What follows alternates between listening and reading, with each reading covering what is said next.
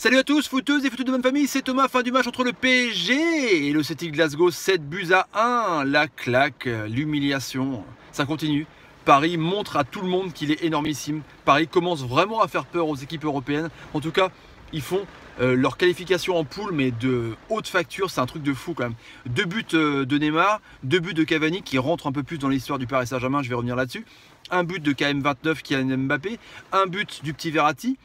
Et un but de Alves à la 80e pour clôturer un peu ce magnifique apothéose, ce Jean-Michel Jarre du feu d'artifice, c'est incroyable. Alors que pour démarrer quand même, première minute, Moussa Dembélé, sur un but dévié de Cavani, décidément, marque le premier but. Là, panique à bord. On se dit, première minute, le parc est douché d'entrée.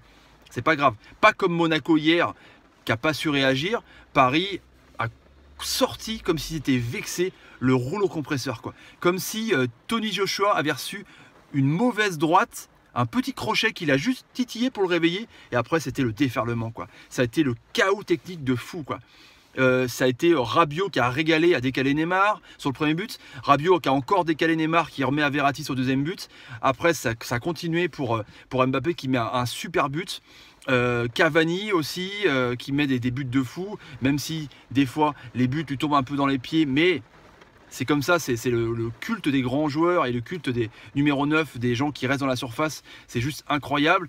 Alves sur un centre de Lo Celso qui marque un but. Verratti qui bizarrement était tout seul, il était tout seul. Comme Marquinhos sur le but de Mbappé, les mecs étaient tout seuls. La défense, en fait, a tellement pris des coups du Celtic, c'est que sur certains buts, on se demande si ce n'était pas des buts à l'entraînement. Sur le but de Verratti et sur le but de Kylian Mbappé, c'est juste incroyable. Sur le match, qu'est-ce qu'on peut dire sauf que Paris régale, Paris impressionne, Paris montre qu'il est vraiment présent. C'est con, ils ont pris un but comme par hasard la première minute, et comme par hasard en plus par Cavani qui la contre plus ou moins. Ça aurait peut-être pu être un CSC, mais le tir était cadré, donc on va dire que c'est pas un CSC. Mais ils sont à plus 23 buts en Champions League. Vous imaginez, plus 23 buts en goal average positif, c'est un truc de malade mental. 15 points, ils sont peinards. Bon, le Bayern a gagné derrière, donc ils ont 12 points, donc 3 points d'avance, mais ils caracolent en tête, même s'il n'y a que 3 points d'écart, mais c'est juste qu'ils caracolent en termes de puissance offensive. C'est juste fou, quoi. Et je tiens à signaler quand même que le milieu de terrain, Emery, il l'a trouvé, quoi. Le Verratti Rabiot, qui ne bouge plus, même si on ne sait pas trop qui c'est qui se met vraiment en 6, même si tout le monde rêve de voir Rabiot en 6, que Rabiot, quand il est face au jeu, dans son fauteuil comme ça, avec le jeu devant lui, il est juste énorme, il régale, il transperce ses lignes. Je vous dis, il a la faculté de mettre la passe qu'il faut dans l'action du jeu, qui à coup sûr presque, si l'attaquant est à droit, fait balle de but. C'est incroyable, ce gamin, je pense, s'il a la tête sur les épaules, peut devenir un grand joueur.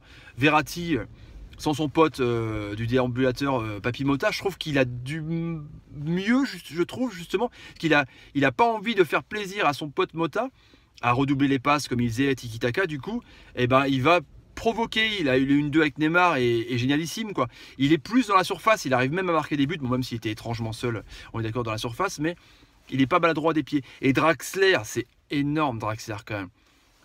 Emery tâtonne avec Pastore, avec Di Maria, avec Lo Celso. Lo Celso qui a été très bon. J'espère qu'il fera comme Guedes à Valence. J'espère qu'ils le prêteront. Ou peut-être qu'il fera son trou à Paris cette année. Mais c'est compliqué quand même vu les joueurs qu'il y a, vous voyez.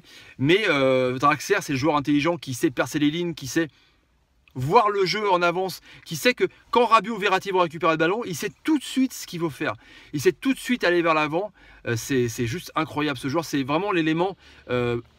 plus au milieu de terrain. Je pense que le milieu à 3 là, Draxler, il est mieux quand il est à gauche en Allemagne peut-être, en accélérateur de jeu, en mangeur de ligne, même si des fois il repique dans l'axe, il a un super pied. Mais quand il est au milieu de terrain, là, en termes de ce genre de 8-10, là, il est exceptionnel. Et puis la MCN a régalé, quoi. Neymar a marqué 2 buts. C'était pas les plus compliqués, mais Neymar, voilà, quand il est comme ça, on sent que la Ligue des Champions, je vais pas dire que il fait moins en championnat, parce que des fois il loupe des matchs, mais on dirait qu'il s'économise pour son vrai objectif, c'est-à-dire gagner la Ligue des Champions et avoir son ballon d'or avec son club. Et le joueur important, le plus, le facteur X pour que Paris soulève le sacre, quoi, de la C1. Je pense que Neymar, c'est dans le bon club et il faut arrêter les conneries qui se sentent mal et compagnie. Vu ce qu'il a fait ce soir, c'est juste, voilà, il régale encore, même si des fois il est un peu suffisant. Mais voilà. Neymar, non, Mbappé, pardon, excusez-moi. À chaque fois, je les compare parce que des fois Mbappé veut faire du Neymar. Mais bon, c'est pas grave, parce que je comprends Mbappé qui joue avec un joueur de classe pareil, ça doit être des fois troublant. Donc, quand on fait des débris, c'est peut-être des fois aussi troublant pour nous. Mbappé a été énorme. Il a fait du Kylian Mbappé. On dirait qu'il a eu une sorte d'adaptation. Tellement content de jouer à Paris, tellement content de jouer avec Neymar, il a voulu faire un peu de régalade à la Neymar, mais d'abord il a trouvé son rythme de jeu, il a trouvé sa façon de jouer. On retrouve un peu le Kylian de Monaco, là il aurait pu marquer un but exceptionnel de reprise de volée, là c'est dommage que c'était pas dedans sur une action de ouf quoi, franchement. Et puis Cavani, parlons-en quand même, attendons-nous sur Cavani, 151e but au PSG, plus qu'à 5 buts de Ibra pour être la légende des buteurs au PSG. On n'en parlait pas souvent comme de Cavani quand Ibra était là, il marquait quand même ses 25 buts, même s'il était cantonné sur un côté. Quand Ibra est parti, on s'est dit voilà, les clés de l'attaque, les clés de l'offensive et les clés du but sont à Cavani. Cavani a besoin de 10 actions pour marquer un but, et puis là, voilà, 151 buts. C'est juste fou. Ce joueur est complètement sous-coté, mais il est tellement important pour Paris, que même tellement important c'est qu'il est gentil avec les autres équipes et il permet aux Écossais du Celtic de marquer un but dès la première minute. Donc il a même fait peur un peu au Parc des Princes pour signer, même sonner la révolte parisienne. C'est juste fou. Donc gros match des Paris Saint-Germain. Je pense que ils ont annoncé à toute l'Europe qu'ils étaient là, qu'ils étaient vraiment présents, qu'ils ont une armada offensive complètement énorme. La défense, Silva Marquinhos, quand Silva est bon à ce rythme-là, quand il est bon, ses blessures le laissent tranquille, il est génial. C'est le patron, quoi. Il est serein dans ses relances, il est serein dans ses attitudes. C'est le patron de la défense. Areola est aussi superbe, hein, franchement. Je trouve qu'il gagne en puissance, c'est clair. Bon, pauvre trappe, hein, on est d'accord. Même Sirigu qui a payé les pots cassés, qui est parti d'ailleurs au Torino. Kurzawa, Alves, c'est très bien quand on sait qu'il y a Berchic et Meunier derrière. Enfin, je vous dis que voilà, attention à Paris comme Sané, je pense qu'il peut le faire. Même si faut pas non plus mettre la charrue avant les bœufs. C'est pas parce que tu es super bon en poule que tu vas passer les tours de huitième, de quart et de demi. C'est autre chose, c'est une compétition qui commenceront. En tout cas, ils font le taf. Super Paris, chapeau.